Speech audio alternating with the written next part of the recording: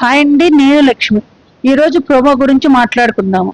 First gold ticket ఇచ్చిన వాళ్ళకి task పెడతారు బిగ్ బాస్. వాళ్ళు రోహిణి, నిఖిల్, గౌతమ్. ఇసుకతో చేసిన బిగ్ బాస్ 8 అని ఉన్న కేక్ ని కట్ చేయమంటారు బిగ్ బాస్. ఇందులో రోహిణి అవుట్ అవుతుంది. ఇక మిగిలిన ఇద్దరికి నిఖిల్, గౌతమ్ కి రంగు పడుద్ది అనే టాస్క్ అయితే పెడతాడు బిగ్ బాస్. ఎవరి షర్టు మీద ఎక్కువ రంగు ఉంటుందో వారే అవుట్ అయినట్టు. ఇక ఈ టాస్క్ లో నిఖిల్, గౌతమ్ మధ్య నెక్స్ట్ లెవెల్ ఆర్గ్యుమెంట్స్ అయితే జరిగినాయి. వాడుకుని అంటే తప్పు, మూసుకుని కూర్చుంటే తప్పు, బే అంటే తప్పు కాదు. ఇది అన్నది ఎవరు? సాంప్రదాయాన్ని శుద్ధ పూసిన నిఖిల్. బే అంటే గౌరవంగా పిలిచినట్లు. మరి చుట్టూ ఉన్న మహానుభావులు చెప్పారుగా. మరి రోహిణి ఆ రోజు వాడుకుని అన్నందుకు సారీ చెప్పించిందిగా.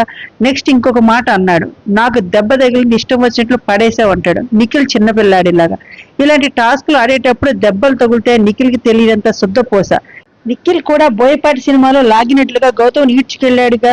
మళ్ళీ ఇంకొక మాట అంటాడు నిఖిల్, ఏమో నువ్వు కొడతావేమో, కొట్టేటట్టు ఉన్నావు అంటాడు. అంటే నువ్వు ఎలిమినేషన్ లో అయిన గొడవ తరువాత లాగి పెట్టి కొడదాం అనుకున్నాను ఇతర కంటెస్టెంట్స్ తో అన్నావు కదా, అది మనసులో పెట్టుకుని నువ్వు కొడతావని గౌతమ్ మీద తోసేస్తున్నావు. కొడతాను అనేది నువ్వు, తోసేది గౌతమ్ మీద.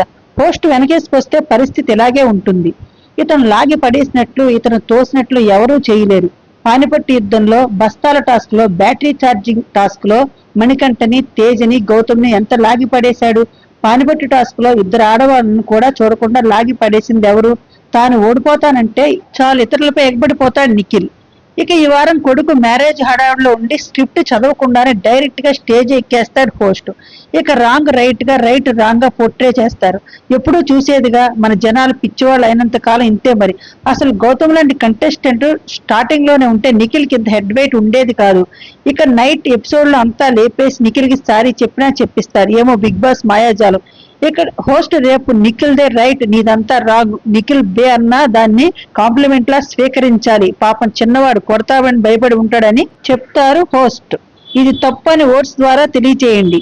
జెన్యూన్ పర్సన్ ఓట్ చేయండి. 1 వీక్ మాత్రమే ఉంది. ఓకే గైస్, నెక్స్ట్ వీడియోతో మళ్ళీ కలుద్దాం. ప్లీజ్ లైక్ చేయండి, సబ్స్క్రైబ్ చేయండి. Thanks for watching.